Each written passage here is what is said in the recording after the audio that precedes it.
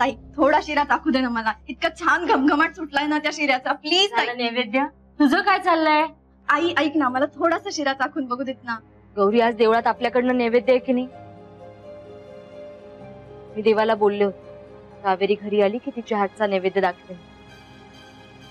आई मग अगं अगं अगं देवाला नैवेद्य दाखवल्या आधी तू खाणार आहेस का? ते काही नाही, आधी देवळात जायचं मग जेवायचं. मग असं कर ना, तू हे नैवेद्याचं ताट घेऊन पुढे हो आणि मग जसं नैवेद्य दाखवून होईल ना मला मिस कॉल दे, म्हणजे मी इकडे जेवायला सुरुवात करते. असं काहीही करायचं नाहीये. देते नैवेद्याचं ताट कावेरी. आम्ही नैवेद्य दाखवून येतो, तू तुझं आवरून. चला आई चल पटकन. जा जा जा जा. काय ग आई तू पण ना. आई मी यायलाच पाहिजे का? हो यायला हवंय. चल आता मुकाट्याने चल पटपट.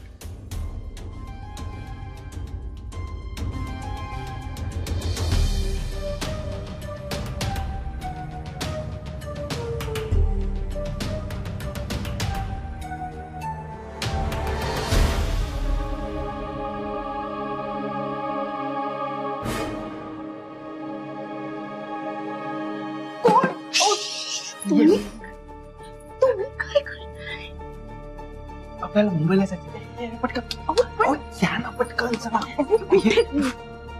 अहो काय करताय? काय करताय म्हणजे काय? तुमचे कपडे भरतोय. माझे ती माझे कपडे नाहीयेत, ते माझ्या आजीच्या साड्या आहेत. तुम्ही एक काम करा, तुम्ही आजीलाच घेऊन जा मुंबईला. हो आजीला घेऊन जाऊन मी काय करू? मी तुम्हाला न्यायला आलोय. मला न्यायला आलात म्हणजे? मी काय तुमची गर्लफ्रेंड आहे का? आपलं लग्न झालंय का? तुम्ही माझ्यावर प्रेम करता मला असं पळून घेऊन जायला? काय काय काय काय बोलताय तुम्ही?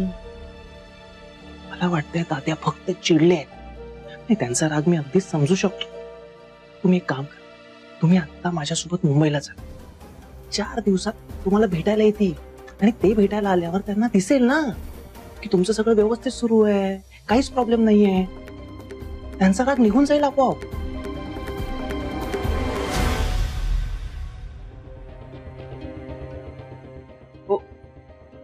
तात्यांची परवानगी घेतल्याशिवाय मी बाहेर कशी जाऊ?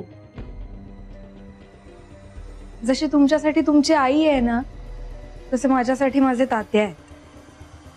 पण मी कुठे माझ्या आईचं ऐकतोय?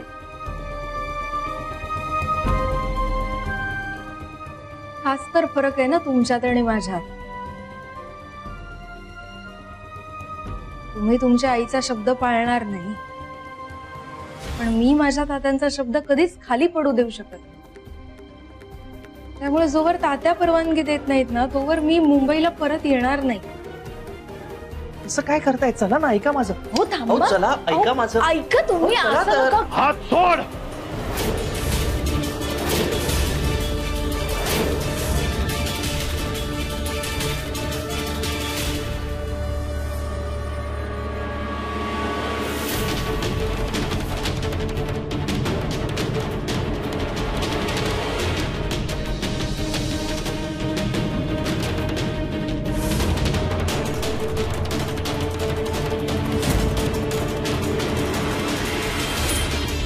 हात सोड माझ्या मुलीचा.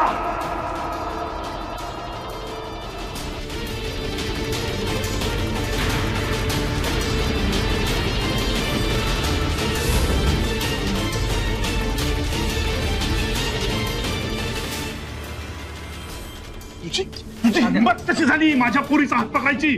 आत्ताच्या आत्ता इथून निघून जा, नाही तर. तात्या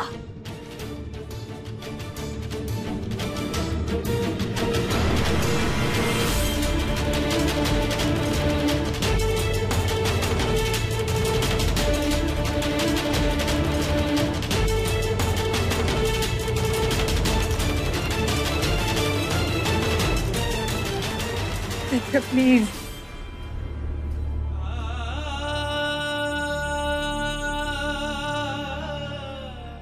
तुम्ही जा, प्लीज जा इथून. आपल्या मैत्री खातर जा.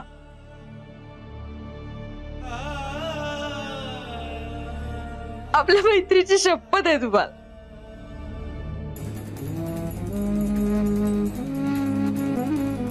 तात्यांच्या हातून तुमचा असा अपमान झालेला नाही बघवणार मला. तुम्ही दोघेही माझी खूप जीवाभावाची माणसं आहात.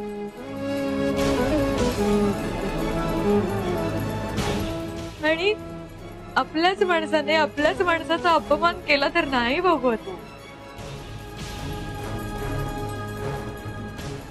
त्यापेक्षा मी तुम्हाला विनंती करते, तुम्ही प्लीज इथून निघून जा.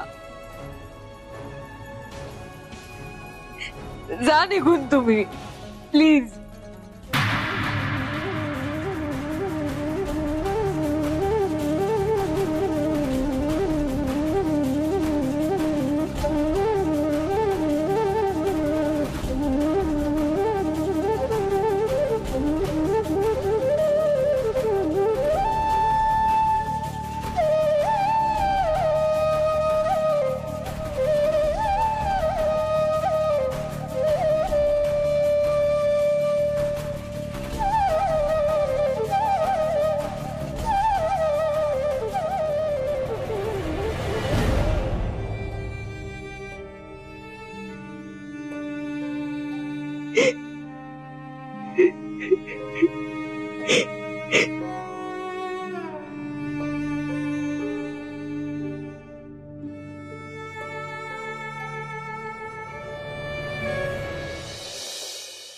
नेहा, मी तुला अतिशय महत्वाचं काम सांगणार आहे. आपल्या ऑफिसमध्ये ना एक अशी छानशी जागा बघ, जिकडे आपल्याला कावेरीसाठी स्पेशल केबिन बांधता येईल. Okay ma'am. खरंच कावेरीला या ऑफिस मधलं खूप अपमानित होऊन जावं लागलं. तिला दुप्पट सन्मानाने आपण परत आणूया. हो मॅडम. खरं सांगू का मॅडम, मला पण मनापासून वाटतंय की कावेरी मॅमनी लवकरात लवकर यावं. मलाही तसंच वाटतंय नेहा. आणि हे जे मी कावेरीसाठी करते ते कावेरी माझी लाडकी आहे म्हणून नाही, तर कावेरी ते डिझर्व करते म्हणून. मला असं झालंय कधी एकदा माझी कावेरी परत येते, आपण तिच्यासाठी छानशी सेपरेट केबिन बांधूया. Okay ma'am. चल चल तयारीला लाग. हो मॅम.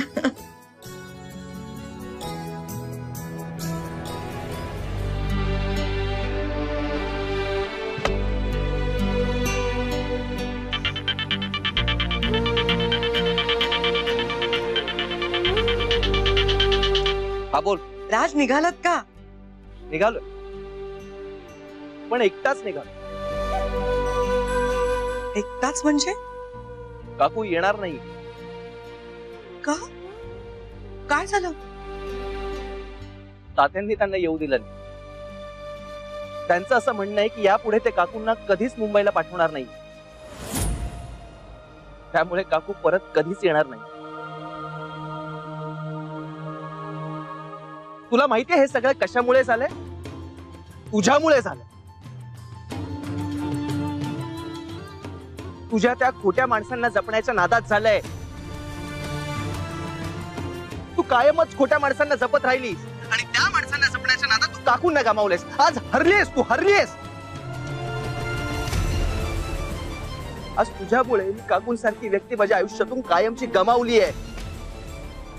आणि यासाठी मी तुला कधीच माफ करणार नाहीये, लक्षात ठेव.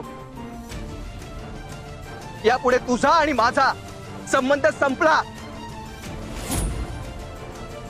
आता बस जपत तुझ्या त्या खोट्या माणसात.